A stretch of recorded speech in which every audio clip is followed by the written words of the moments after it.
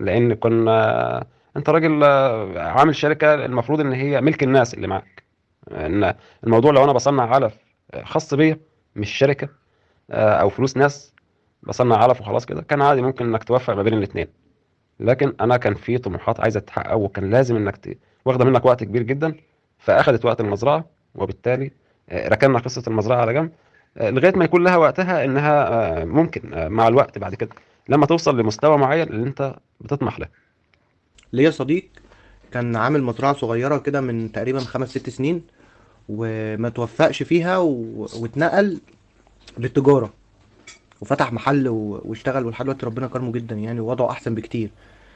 فاما سألته، انت فشلت في مشروع الارانب عشان مشروع الارانب ده فاشل مثلا، او قال لي الارانب بالنسبة لي كانت سلمة. اللي انا خسرت في الارانب بسبب قلة اهتمام مني، والارانب كانت سلمة للتجارة اللي انا اشتغلتها دلوقتي. وال والارانب اللي انا كنت عاملها كانت محتاجة شوية صبر، شوية يعني شوية صبر كمان. وفي حاجة تانية مهمة، قال لي انا شخصية ما لهاش في الصبر، ما احبش الصبر، انا احب التجارة اكتر. اه مش بكسب كتير في التجارة، 5% 3% على القطعة، حاجات كده، بس انا بالنسبة لي التجارة اسرع واحلى. فاهمني؟ فممكن يكون بالنسبة لك برضو او بالنسبة لأي حد ممكن يبدأ في الأرانب، يكون ده بداية لطريق تاني. بس الطريق التاني ده أكيد ليه بداية، اللي هو الأرانب، اللي هي ممكن ما تنجحش بس هي فتحت لك سكة تانية. فما شاء الله عليك بصراحة، يعني الله ينور، يعني أنت طريقك يعني كان كويس جدا يعني. السؤال رقم 4: وقفت ليه صناعة علف الأرانب مع إنه كان جودته فوق الممتازة زي ما أنت قلت لسه من شوية؟ ده سؤال من الأسئلة أنت جاوبت عليه، وضفت ان انت كان انتشاره حلو قوي. انا واثق ان انتشاره حلو قوي لان هو كان خامته وجودته ممتازه، ما كانش فيه غلطه. وهل ممكن ترجع تفكر انك تكبس او تصنع علف تاني؟ انا عارف ان مصر كلها فيها ازمه سيوله، واكيد ازمه السيوله دي طايلاك بسبب الانسحابات، وبسبب ارتفاع الاسعار وهبوط سعر الجنيه. اكيد عندك ازمه سيوله من غير ما تقول، من غير ما نعرف، يعني احنا عارفين لوحدينا، يعني المفروض الناس كلها عارفه، لان كلنا عندنا ازمه سيوله. فأزمة السيولة دي هتخليك تفكر تفتح تاني، تحاول تفتح مصدر للدخل أكتر، مصادر للدخل أكتر، حتى لو أنت مش مستحمل أو إمكانياتك مش مستحملة إنك توسع مصادر الدخل. فهل ممكن تفكر تشتغل في العلف تاني؟ وإيه سبب إنك وقفت أصلا؟ هو التوقف عن تصنيع العلف مش ان احنا بطلنا نصنع علف، هو توقف مؤقت لظروف خاصه بالشركه. يعني زي انا ما شرحت دلوقتي ان هو الانسحابات المتتاليه كانت موجه متتاليه، يعني في خلال سنه كان كل الانسحابات دي حصلت بسبب ازمه كورونا والبطاله اللي حصلت بعدها. فبالتالي سحبت، يعني كان فيه رصيد محطوط لتصنيع العلف، وانا بحب كل حاجه تاخد حقها. يعني احنا ما شاء الله علينا كنا منتشرين جدا في موضوع توزيع العلف. آه، كنا محققين ارقام كويسه جدا في التوزيع. يعني احنا كان في عربيه بتروح الصعيد اسبوعيا 3 مرات. العربيه دي كانت بتروح ب 10 طن، كانت في الاسبوع 3 مرات، غير توزيع المحافظات بتاعتنا بقى احنا هنا بالعربيه التانيه الصغيره. فكانت نسبه التوزيع عاليه جدا. انا بعرف ابيع، يعني انا بياع شاطر جدا. بس ازمتي كلها كانت ايه في الفتره اللي فاتت دي؟ توفير السيوله اللازمه لكل مجال بقى، اللي هو مجال تصنيع الاعلاف. فالسيوله اللازمه بتاعته انسحبت في انسحابات الشركه. تصنيع البطاريات وتوفير الكميات الكبيره، لان احنا حاليا تألقنا كله في البطاريات. زي ما احنا مشهورين حاليا بقى كده ان احنا شغلنا كله بطاريات، وبكميات كبيره جدا. يعني مثلا اللي عايز 300، اللي عايز 400، في طلبيات عندنا 700 عين. فما شاء الله، يعني رغم ان توقف المصانع حاليا في اللي هي شغل الجديد بقى، ان هي بتعاني من ازمه، فاحنا ما شاء الله نسبه التوزيع عندنا في البطاريات عاليه جدا. ليه؟ لان احنا خلاص بقى هو المجال الوحيد معانا ده حاليا اللي هو البطاريات. اي حد عايز كميه كبيره جدا فبيلجأ لنا، خاصه مع فرق السعر اللي بيننا وبين الجديد. احنا بنجيب الشغل المستعمل، بيدخل المصنع عندي يتفكك ويدخل يتصنفر رماله، ويدخل تاني الفرن ياخد نفس الدهان الالكتروستاتيك بتاع الجديد تاني. فبطلع شغل يعتبر هو بنفس حاله الزيرو، ومع ذلك السعر هو نص السعر. فانت وفرت، لان المشروع مش متحمل تكلفه عاليه النهارده. النهارده واحد مثلا عايز يعمل 100 عين، ال 100 عين النهارده في الجديد هيصرفوا عليه من 20 ل 25 الف جنيه، فهو هيجي عندي هياخدهم ب 10000 جنيه. فخليه ان هو بعد 5 6 شهور ربنا ما وفقش ان هو يكمل وعاوز يبيع البطاريات، فلو كان اشتراها جديده هو شراها ب 25 واخدها من عندي ب 10. في بعد 5 شهور او 6 شهور من الشغل، حاله الشغل واحد. يعني لو كان اشتراها جديده زي ما اشتراها عندي، هي بتبقى بنفس الحاله. خليه يبيع بقى، هيبيعها مثلا بكام؟ ب 6000، ب 7000. آه، خسر لو هو شاريها من عندي 3000 جنيه. لو هو شاريها جديده، لا خسر كتير، 18000 جنيه. فهي بتتحسب بالطريقه دي. يعني فكره التجديد بالنسبه لي كانت فكره مبتكره عشان خاطر اوفر على الناس، وفي نفس الوقت لو ربنا ما وفقهوش ان هو يكمل، فما تبقاش الخساره كبيره. لان في كلا الحالات هو بيع المستعمل سواء كان شريك جديد او متجدد او مستعمل على وضعه، هو سعر واحد. السوق المصري في المستعمل رينج السعر موحد اللي هو من 50 جنيه كده. سواء كان هو شاريها جديده بقى او متجدده او مستعمله، هيبيعها بالسعر ده. فانا كحل وسط اللي هو الشغل المتجدد ده. المهم ان احنا توسعنا في شغل البطاريات، وبالتالي ده اللي يناسب ظروفنا الحاليه كسيوله في الشركه. انما بعد كده، بعد ما نعدي ازمه انسحابات اعضاء الشركه وتكون خلاص سيوله الشركه استقرت، لا مفيش مانع وقتها ان احنا هنرجع تاني لتصنيع الاعلاف، وهنوسع مجالات تانية اكتر كمان يعني. طموحات الشركه ان شاء الله كتير. ربنا يحسن احوال البلد وترجع زي ما كانت، ووقتها في حاجات كتير يعني هتتعمل ان شاء الله. انت لو رجعت تاني تعرض ان تجمع مستثمرين، هاي الناس هتنضم ليك تاني، لانك انت كنت بتتواصل معاهم مع الناس بشكل مستمر، وكنت بتعرض خدماتك بطريقة مبالغ فيها جدا، وكنت خدوم جدا لحد دلوقتي، بس احنا مقدرين انشغالك والله. واكيد الناس اللي بتحبك هتقدر ده. كنت محبوب جدا يعني بطريقة فظيعة يعني. عشان كده انت لما قررت تعمل الشركة، 100 ايد قالت لك انا معاك. انا واحد من الناس في فترة معينة قلت لك انا عايز ابقى معاك. قلت لي انا خلاص احنا استكفينا بالناس اللي موجودين، ومش هندخل مستثمرين تانيين او اسهم تانية او حاجة شبه كده. ف انت سمعتك حلوة، انت الناس تعرف عنك حلو. عملت دي ازاي؟ عملت دي ازاي؟ ربنا يخليك يا استاذ محمد، وربنا يجعلنا عند حسن ظن الناس بس. بس هو حب الناس ده مش بيكون بسبب العمل بس. يعني في حديث عن النبي عليه الصلاة والسلام بيقول إن الله إذا أحب عبدا نادى جبريل أني أحب فلان فأحببه، فيحب، ثم ينادي جبريل أهل السماء أن الله يحب فلان فيحبه أهل السماء، ويوضع له القبول في الأرض. ففي ناس يا أخي أنت من غير ما تكون بتشتغل معاه هو مقبول عندك كده. يعني حتى أنت ممكن تركب مواصلات تلاقي حد كده راكب جنب منك، تلاقي نفسك بتتكلم معاه، هو عنده قبول. فالقبول يعني من عند ربنا. وبالنسبة لمحبة الناس بقى، اللي جرب ان هو يتعامل معانا ويجي يقعد معانا هنا، او والله بعدها بتبص تلاقيه هو من نفسه من غير شغل ولا حاجه جاي لوحده كده يقعد معانا شويه. يعني معظم الناس اللي اتعاملت معانا كده، ياخد الطلبيه بتاعته وتبص تلاقيه بعدها بفتره ما بيقطعش الاتصال، او يعدي يقعد معانا كده محبه يعني. فدي من عند ربنا الحمد لله. وبرضو مجهودنا، مش مجهود انا لوحدي، مجهودي انا واللي معايا في الشغل. احنا بنحاول بقدر الامكان والله نعمل اللي علينا. انت مش هترضي كل الناس. اي نعم فيه ناس مش 100% هيكون راضي عندك. خلي 90% راضي عنك. في 10% لازم مش هيكونوا راضيين. اتعرضوا لموقف معاك مش حلو، اخد شغل وطلع فيه اي حاجه مثلا كده عدت. هو فهم الشغل بطريقه غلط. المهم ان في 10% لازم هيعدوا من تحت ايدك، وهيبقى فيه بينك وبينهم شويه. انما هو لو فهمك صح والله ما هيزعل منك ولا هيكرهك. وبالنسبه لفكره ان عرض الشركه، لان هو كان من فتره وما كانش فيه ظهر موضوع المستريحين والكلام ده، فالناس قبلت. انا شايفها كده فعلا، ان هو النهارده لو بتعلن عنها تاني ما كنتش هلاقي القبول بتاع الناس كلها زي من 4 سنين. ليه؟ لان الناس اليومين دول شافت قدامها امثله كتير سوقت الفكره. انا كنت داخل الفكره، والله كان لي صديق وانا بجمع الفلوس من الناس، فبيقول لي، واحنا بعد ما جمعت فلوس من الناس كده، بيقول لي انت خايف ولا عادي الموضوع بالنسبه لك؟ قلت له والله مرعوب. قال لي والله لو قلت لي ما انتش خايف انا كنت قطعت علاقتي بيك، لان كنت هعرف ان انت خلاص الفلوس دي انت مش هتشتغل بيها اصلا، وهتكبر دماغك للناس دي. لكن بما انك مرعوب فانت كده ناوي انك تشتغل وناوي تعمل حاجه. والحمد لله اخدنا وقت ما كنت بجمع الشركه. انا لغايه النهارده محتفظ بسكرينات لناس اتهمتني بتهم فظيعه يعني. يا جماعه الراجل ده والله ما هتشوفوه بعد شهر من النهارده، ولا هيكون في شغل ولا هيكون في تصنيع ولا هيكون في بطاريات ولا هيكون في حاجه اسمها السيد سلامه اصلا. ومع ذلك الناس دي النهارده اختفت اصلا من المجال، ما عادش لها وجود، واحنا موجودين ومنتشرين الحمد لله، ولنا اسمنا في السوق. ومعظم من في المجال تعامل معانا. فهي الفكرة إن النهاردة أنت بتقول لي مثلا اعلن عن فتح باب الدخول في الشركة تاني. احنا الحمد لله يعني رغم ما واجهناه من صعوبة، ولغاية النهاردة يعني الواحد بيعافر عشان خاطر نقص السيولة، ومع ذلك بقول الحمد لله يمكن ربنا أراد كده خير لنا. فمش لسه هفتح تاني عشان خاطر أزود العدد تاني. عدد 54 كان كتير جدا عليا إن أتعامل معاهم، وحمل على كتافي، يعني مسؤولية. فلوس الناس مسؤولية كبيرة جدا.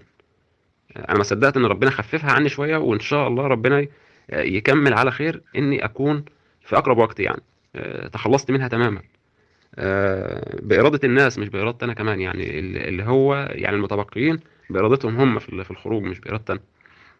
بس كل واحد منهم مسؤولية وحمل على كتفي.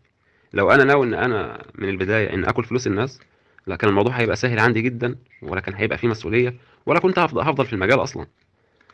بس الحمد لله كملنا ومكملين. وفترة أزمة الانسحابات دي رغم إنها مأثرة معايا في الشغل جدا ومضيقة الدنيا عليا، ومع ذلك الحمد لله مكمل لغاية ما أعديها وأرجع تاني أنتشر زي ما كنت في بداية الشركة وأنا في إيدي سيولة كبيرة. هترجع تاني الأيام دي برضه من غير ما أفتح باب المشاركة ولا حاجة. إحنا النهاردة أوقات فعلا بنلجأ للناس بقى في حاجة، إن مثلا قدامي مزرعة تكلفتها 100,000 جنيه عايز أشيلها، فأنا معيش السيولة اللي تغطيها. فأكلم فلان، والله فلان ده مثلا معانا في المجال برضه، شوف معاك مثلا 50,000 جنيه وادخل معايا في المزرعة دي، من باب إن أنت هتكسب وأنا هكسب. يعني أخدناها ب 100,000 جنيه، بعناها ب 120، فأنت المفروض إن أنت ال 50 اللي أنت دفعتهم ليك 10,000 فيهم. لا هو مش بياخد 10,000، أنا بطلع نسبة المصنع عندي من المكسب برضه. باجي أقسم التلت والتلتين ويطلع بمكسبه. بتبقى دورة سريعة بقى اللي هي في خلال إيه، من 20 يوم لشهر دي. دي اللي أنا بعرضها دايما على المقربين مني في المزارع الكبيرة، في خلال ال 20 يوم لشهر وتكون خلصت كده يعني. لكن ان افتح باب الشركه تاني كرصيد مستمر دي حاجه صعبه ومرفوضه، لان انا تحملت كده مثلا سنتين اهوت في الصعوبات دي. فبالكتير يعني كلها كام شهر وتكون الصعوبات دي انتهت، وتخلصت بقى من الاعباء دي كلها، فانا مش هزودها تاني. هو المطلوب مني بس ان انا ايه اتحمل كمان فتره لغايه ما اخلص من تبعات الانسحابات دي، ويكون اتوفر معايا سيوله تاني، فبالتالي خلاص بقيت انا مع نفسي، ما عملتش على دماغي اعباء تانية. والحمد لله لعل دي اراده ربنا يعني. كويس. ونقطة أخيرة في حتة حب الناس، خليك عارف حاجة. أنت كل ما تتسع في مجال، مش هتقدر تقنع الناس كلها بحبك. يعني ممكن الناس تحبك وأنت محدود شوية، بمجرد ما تنتشر كل مدى هتلاقي إيه، يفلت من تحت إيدك كام واحد كده لا مش حابينك ولا قابلينك أصلا. ومنهم ناس تعاملت معاك بس فهموا التعامل غلط، في حاجة في فكرة وصلتهم غلط.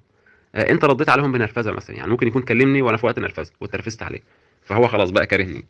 فكل ما تزيد تعاملك مع الناس هيحبك ناس كتير جدا، وفي نفس الوقت هتلاقي يفلت منك اتنين تلاتة كده، دول هيبقوا في بينك وبينهم شوية، دول اللي مش هتقدر تقنعهم بمحبتك. بس بتسيبها لربنا بقى، لانها انه الظروف تبين له ان انت حد كويس كده فيحبك زي ما الناس التانية بتحبك. المهم دايما حافظ على نسبة ال 90% اللي حابينك. طول ما هي النسبة كده فانت تمام. ال 10% مش هيضروك، ممكن يعملوا لك شوشرة كمان بس مش هيضروك، طالما ان النسبة ثابتة لسه عندك. انما لو لقيت النسبة بتنزل، لا ساعتها يبقى في حاجة غلط، وانت في حاجة عندك في حياتك غلط. فالحمد لله على النسبة دي إنها ثابتة عندي. ال 10% أنا بعتذر لهم جدا عن أي تصرف هم فهموه مني غلط وكرهوني بسببه. أنا عمري ما قصدت إن أنا أزعل حد أو أظلم حد والله، دايما بعمل المستحيل عشان أخدم اللي قدامي. لو حد فلت من تحت إيدي بسبب بقى سوء تصرف مني، ما هو ما فيش بني آدم ما بيغلطش، فأنا بعتذر له. لو حد الظروف عندي خلته يكرهني أو يفهمني غلط، فإن شاء الله الظروف دي هتتحسن وهيفهمني صح، وهيفهم ان انا حد يتحب، يعني مش زي ما هو شايف. وفي الاخر القلوب دي بيد الرحمن، يعني يؤلفها كما يشاء. بقت اللي انت الفترة اللي احنا فيها دي يا استاذ سيد واللي جاية هيبقى فيها السيولة قليلة، وانت محتاج سيولة كتيرة غير الطبيعي علشان تعمل نفس الشغل. يعني المزرعة اللي انت بتقول ان هي ب100,000 جنيه كنت بتشيلها انت وواحد دلوقتي وبتتصرف، وده اجتهاد منك ان هي ب100,000 جنيه. فانت بعد 6 شهور سنة من دلوقتي للأسف ممكن تبقى محتاج 150,000 جنيه عشان تشتريها. ففي الوقت ده دي مشكلة تانية هتواجهك الفترة اللي جاية، وأكيد أنت يعني حاسس بيها وشايفها يعني، وعامل استعداداتك ليها. يا اما تقلل الشغل، يا اما تزود راس المال. لان قيمة الجنيه اللي معاك اصلا قلت، فانت محتاج تبقى معاك 2 جنيه عشان تعمل بيه نفس الحاجة. فدي برضو مشكلة تانية هتقابلك على طول بعد مشكلة الانسحابات اللي انت بتحاول تتعافى منها في سنة. بس انا مش عايز اصدمك واقول لك لا، قليل سنة، قليل قوي سنة. يعني انت خدت الانسحابات في وشك، وهتاخد الحوار اللي احنا فيه ده بتاع الاسعار وبتاع التعويم والجنيه والدولار وقلة الاستيراد والقصة دي كلها والارتفاع اسعار كل حاجة، هتاخدها في وشك وراها على طول. فانا اسمع من ناس تقيلة قوي في البيزنس بيقولك انت بمجرد ما تبقى مستمر بس وما تكسبش اليومين دول، اليومين دول اللي ممكن يطولوا لسنة كاملة لحد 23 كاملة، 2023 كاملة، بيقولك لو انت استمريت بس وعديت 23 انت كده مش ناجح، انت كده خارق. رقم 6 بيقول تفتكر الانتاج الحيواني هيتوقف في مصر؟ ولو هيتوقف انت هتعمل ايه في شغلك؟ عندك خطة تانية او بلان بي هتقوم بيها؟ زي ما انا مثلا مزرعة مايوركا دي كنت بشتغل في الزينة بس، وكنت مستكفي وجبت سلالات زينة ووسعت شغل الزينة. اليومين دول متجه لا لمنتجات اورجانيك واكل، منتجات اكل وحاجات كده. فدي الخطة البديلة بتاعتي، وبدأتها فعلا ومشيت فيها. انا مش هستنى البس في مشكلة عشان اشوف خطة بديلة. فانت ايه خطتك البديلة؟ وهل تفتكر ان الانتاج الحيواني اللي هو كله، اللي هو فراخ وارانب وكل الطيور وحتى الماشية اللي هي العجول والكلام ده كله، انت شايف ان هو ممكن يتوقف فترة؟ ما هو هيتوقف وبعد كده يقوم تاني، بس هي التوقف ده هيخرب بيت ناس ياما، او هيوقف ناس ياما، وهيخفي ناس وهيقوم ناس تانية اما يجي يطلع تاني. وده على فكرة احتمال مش بعيد على فكرة. في الوضع ده احتمال مش بعيد. يعني لما في وقت معين الفرخة البيضة توصل ل 400 جنيه و300 جنيه والأرنب يوصل ل 400 جنيه، فانت ازاي ازاي هتبيع اصلا؟ ازاي هتبيع وازاي هتشتغل وازاي هتنتج؟ وعايز راس مال قد ايه؟ انت عايز فلوس زي الرز عشان تنتج مثلا تشغل مزرعة 100 مثلا.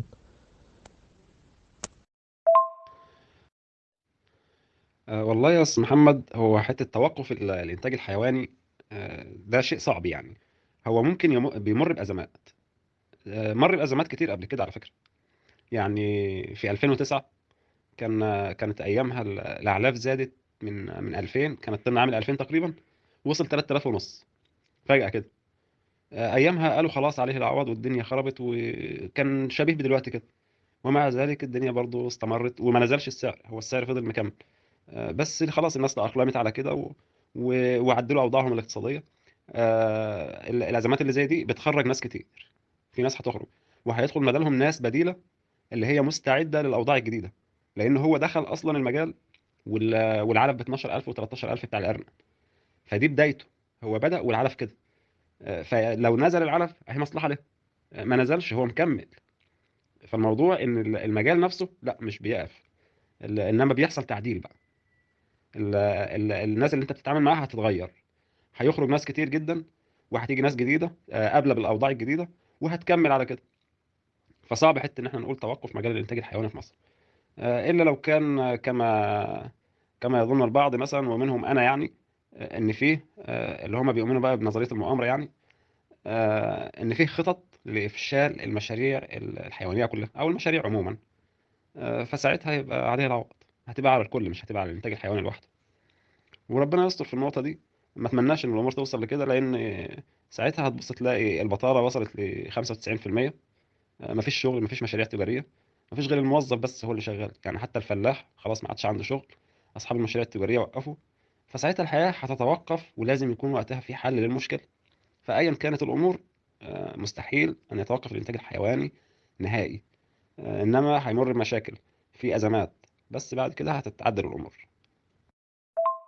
طيب السؤال رقم 7، فشلت كام مرة قبل ما تنجح في شغلك الحالي وتنجح في المحاماة؟ عشان انا عارف ان انت محامي شاطر قوي. احنا لو حسبنا الاخفاقات فشل فكتير، لان في اخفاقات كتير جدا. يعني مثلا بدايه ما عملت مزرعه، اول ما بدات اوسع تحت بقى بعد ما كنت عامل حاجه بسيطه كده فوق وبتاع، وبدات ادخل له بقى كمشروع بقى وحاجه كبيره. وعملت مزرعه تحت، كان فيها زي 70 ام تقريبا. وجه الفيروسي فكنس المزرعه كلها. فبالتالي انا اعتبرت دي فشل، وخلاص بقى المزرعه راحت وبتاع. ولكن يعني الاحساس ده ظل عندي يوم. تاني يوم خلاص انا قررت ان انا اقف على رجلي تاني. وبدات اعيد هيكله المزرعه من جديد، واخد من الانتاج واكبر تاني وكده. ما شاء الله وصلتها 350 ام خلال فتره بسيطه تاني. فدي اخفاقات، مش فشل. لكن فشل بالمعنى الحرفي لا، ما وصلتش لمرحله الفشل. انا حصل اخفاقات كتير، حتى في تصنيع العلف في بدايته. تاني شهر كانت حصلت مشكله كده. كلها اخفاقات وليس فشل. اخفاقات وبقوم قاعد بعدها تاني على طول. في المحاماه برضو كان في اخفاقات في الاول، وكان في مشاكل وازمات. لكن انت بتتخطاها، وكل مشكله كانت بتحصل كمشروع تجاري بقى، بعدها انت بتكمل اقوى، بتقف على رجلك اقوى، لانك بتكون اتعلمت من حاجه معينه.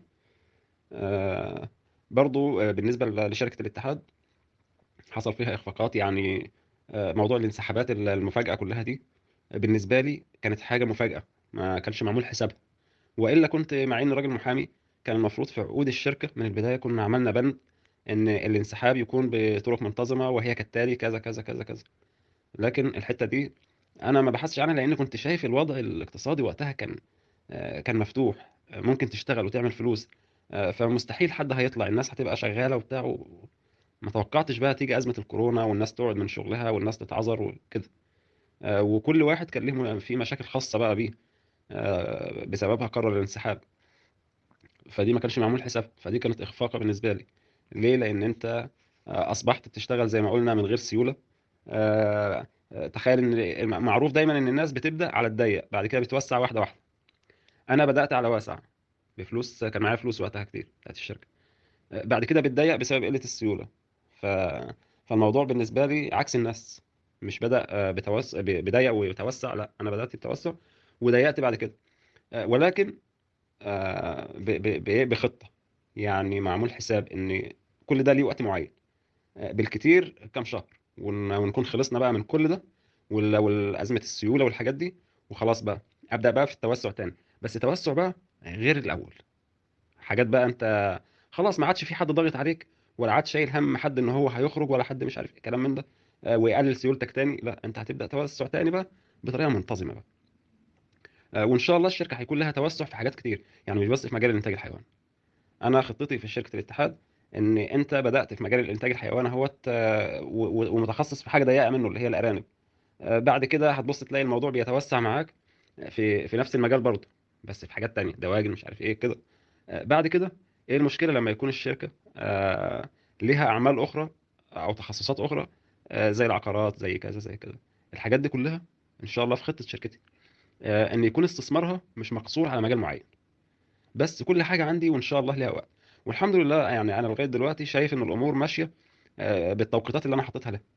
يعني انا في بدايه الشركه قلت لاخواتي هتتحملوا معايا 5 سنين. ال5 سنين دول هيكونوا كالتالي كذا وكذا وكذا وكذا. وفعلا الامور مشيت زي ما انا كنت محددها لهم، ما عدا حته الانسحابات المفاجئه اللي حصلت فاثرت معايا في امور معينه. لكن انا كنت قايل لهم ان اول 5 سنين من تاسيس الشركه هنعاني جامد، وبعد كده هيبقى في راحه شويه. والحمد لله الامور مشيت زي ما كنت مخطط لها. فات 4 سنين، فاضل سنه في المجهود الجامد ده اللي هو يخليك ما بتنامش. بعد السنه دي انت خلاص هتبدا بقى تحس بنتاج عملك بقى. ما شاء الله يا استاذ سيد، نجاحك كله يعني الجامد، نجاح الجامد ده ما جاش الا من اخفاقات او تراجع. يعني انت ما عملتش ال 300 ام إلا لما اتضربت في ال 100 ام، او في ال 80 ام. فما شاء الله عليك. يعني في ناس اما بتتخبط خبطه جامده مش بتستحمل، زي صاحبي اللي انا قلت لك عليه في الاول، ان هو خد مشروع الارانب فشل فيه وخده درجه سلم لحاجه تانية، لان كان في جزئيه في مشروع الارانب التجاره فيها هو كان شاطر فيها، فراح واخد حته التجاره دي ونماها وساب مشروع الارانب بسبب خبطه زي دي هو ما استحملهاش. في ناس بتستحمل الخبطات دي وبتكبر قوي بعدها، زي انا اكتر واحد خد خبطات، بس انا بعد الخبطات دي بشوف حلها ومش باجيلها تاني او مش بتحصل لي تاني.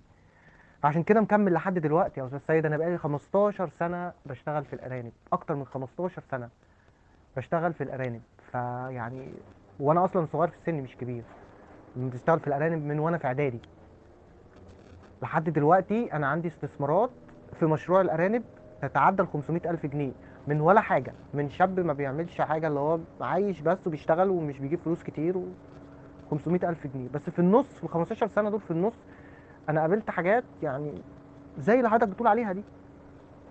السؤال اللي بعد كده، انا اما الفلوس وحركه الفلوس معايا كترت، والتعاملات كترت، والبيع والشراء بقى ياما، بقى ممكن يخش لي فلوس حرام مش حلال. يعني ايه فلوس حرام؟ يعني مثلا في بيعه كانت واقفه على كلمه بدون قصد كده، رحت قايل الكلمه دي كده، فالبيعه دي اصبحت حرام. في حاجات انا بحاول اظبطها والمها واظبطها واعدلها، ولا خلي بالك ده حصل كذا كذا، ده في كذا كذا، انا اللي غلط. وفي حاجات تانية انا ما بكتشفش ان انا وصفت المنتج او البيعه اللي انا بعتها دي، ساعات ما باخدش بالي ان انا وصفتها غلط اللي بعدها. فحل الموضوع ده الصدقه، اللي هو انا حاسس ان انا بنظف نفسي وبنظف فلوسي اللي انا بدخلها بيتي كل شهر، وليها مفعول جبار. ده بالنسبه لي. انا ما كنتش عايز اقول لك ده قبل ما تقول اجابتك، بس هو قلته. فقول لي ازاي انت بتشتغل في تجاره اكبر مني حجمها، والمدخلات والمخرجات اكبر بكتير، لانها دي تجاره غير الانتاج، شغل انا انتاج. ازاي بتخلي بالك ان في ازاي بتخلي بالك ان الفلوس كلها تبقى حلال، ما فيهاش اي شبهه او فيها اي حرمانيه؟ مع ان على فكره برضو موضوع تشغيل الفلوس ده ساعات برضو بيبقى فيه شبهه، فازاي بتعمل ده؟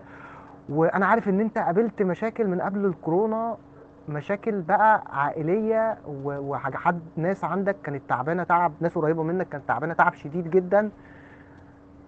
مش عارف هل ده ليه رابط في الموضوع؟ انا عارف ان عندكم في المناطق الريفيه دي بتبقى ناس اصيله قوي، فتلاقي مثلا حد من اخواتك او حد بيقول لك لو انت حد عندك تعبان، او حد تحت رعايتك انت تعبان، او جاله مرض بعد الشر، يعني بعد الشر مش حلو، فيقول لك خلي بالك انت فلوسك حلال.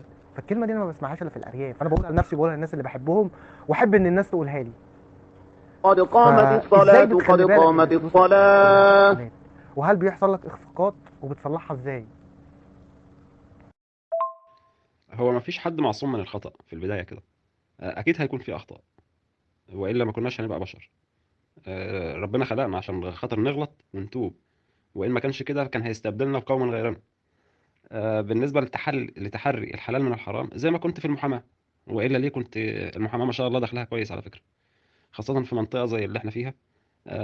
أنا كنت أيام ما بدأت كان يعني عدد المحامين معدود، فالدخل كويس. كان ليه يعني أشوف مصدر دخل تاني مع المحاماة.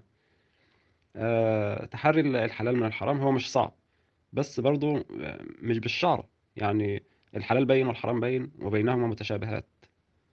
في متشابهات بقى اللي هي بيشتبه عليك هي حلال ولا حرام. دي بقى اللي هي الايه الشبهات. البعد عن الشبهات دي بقى هو ايه اللي هينقذك انك تقع في الحرام. يعني حاجه فيها شبهه حلال وحرام، فانت هتبعد عنها، يبقى بالتالي انت مش هتروح ناحيه الحرام. حاجه حصلت بقى غير مقصوده، ده شيء تاني. يعني انا مثلا لما باجي اشتري من حد مزرعته وهو بيصفي، والله يعني في ناس تبص تلاقيها بيبدأ العين مثلا يقول له ب 30 جنيه، على اساس ان هو يوصل ل 35 ويخسف بيها الارض. انا معروف عني ان انا بشتري بالسعر اللي هو المعتدل المتوسط، اللي ما يخسرنيش انا كمان، لان انا راجل باخدها بعيد تصنيعها من تاني. فليا ظروف في رينج السعر بتاعي ما اقدرش اتخطاه، حتى لو الشغل زيرو. وبالتالي ساعه ما بيبقى قدامي شغل يستاهل اكتر من كده، انا بقول له والله انت شغلك قيمته عاليه عن كده يعني، بس انا الرينج بتاعي محدود في النقطه دي. فاذا كان لك فرصه انك تبيع لحد تاني، توكل على الله. مفيش والدنيا واقفه خلاص، فانا اللي هشتري. بس انا سعري ظالم شغلك، ومع ذلك انا ما اقدرش اشتري اعلى من كده. والله بوضح النقطه دي دايما.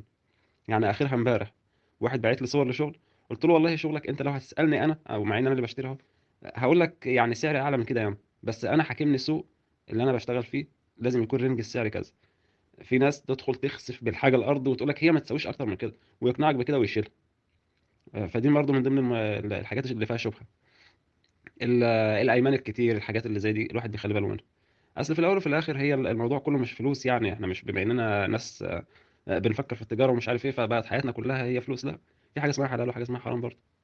وبالنسبه لفلوس الناس، يعني انا كنت اول ما بدات والله ممكن ما كنت بنام بسبب بسبب النقطه دي. كنا مثلا الرجاله تطلع تجيب شغل، لو جابوا غدا ابقى اشوف بكتب بالورقه بالجنيه زي ما بقول، بكذا طعميه، بكذا مش عارف ايه، بكذا ايه، كل حاجه لازم تتكتب. طول الشهر في عندك حاجات بتطلع من المصنع حاليا، كل حاجه بتتكتب حتى لو خرده، كل حاجه بيبقى معمول حسابها بالورقه والقلم. ليه؟ عشان تحري الحلال من الحرام، وربنا يبعد عننا الحرام. اما بالنسبه لابتلاءات المرض او حاجات زي كده، الانبياء عليهم السلام كانوا اكثر الناس ابتلاء. سيدنا ايوب، لو الموضوع بقى بالذنوب، لو الابتلاءات بالذنوب، يبقى سيدنا ايوب بقى على كده كان ايه؟ اللي قعد كام سنه المرض اكل جسمه، وهو كان نبي. سيدنا محمد عليه الصلاه والسلام تاذى كتير كتير جدا. غيره من الانبياء، الانبياء اكثر الناس ابتلاء، وبعدهم الصالحين. فدايما ليه الناس بتخلط ما بين الابتلاءات والذنوب او الحرام او كذا؟ مش شرط. بالعكس، احنا عندنا نماذج كتير جدا زادوا في طغيانهم، وما شاء الله ربنا بيزيدهم كل يوم عن يوم غنى. فدي مش مرتبطة بدي. بالعكس، الابتلاءات دي بتكون تكفير لصغائر الذنوب، وفي نفس الوقت انك ايه، تقول الحمد لله. فدي مش مربوطة بدي خالص، وعمري ما حسبتها كده. انا عايز اقول لك ان الناس اللي هتسمع الفيديو ده هيتعلموا منه. انا اتعلمت منه قبلهم، انا هتعلم من الفيديو ده قبلهم، وفي حاجات كتير بتتغير في تفكيري بسبب الكلام بتاع حضرتك. يعني بصراحة يعني الله ينور يعني.